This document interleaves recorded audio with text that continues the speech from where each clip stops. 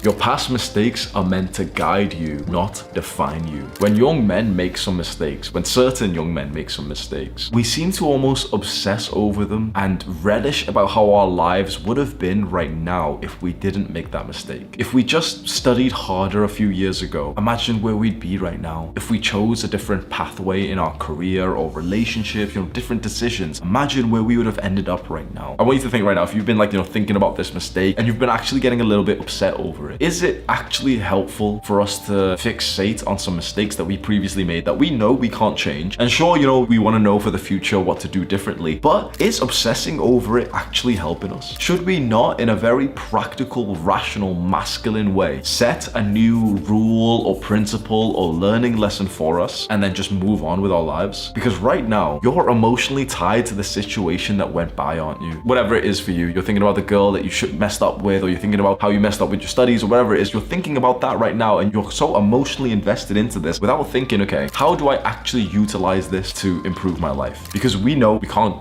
fly back in time and change things, because if we would have bought Bitcoin at like 2K and then sold it at like 40K, obviously. That's the only thing that we would have changed if we went back in time. We can't go back, right? So what we can do, which I think is incredibly valuable, and it's something that you can take from me, is start to define some learning lessons and principles for your life based on some of the experiences that you've went through, especially mistakes, but also with some successes. So this is what I do. I have a particular journal. It's like a brown leather journal. It was quite expensive. I remember it being like 40 pounds at a time. I write down big learning lessons that I've had. So usually what I do is I kind of wrap up or write an ending note to some kind of experience in my life. So previously, if I've had like a breakup, for example, I'll write down like ending notes. What did I learn from this? Where did I mess up? What could I improve next time? Just everything I can think of that future Hamza might find valuable. Then I condense it all down into a new principle, a new life lesson. And it could be something as simple as like, don't date friends. Don't date masculine women. And if you want to become a high-level entrepreneur and be in a community of young and ambitious men, click the link in the pinned comment or go visit my profile.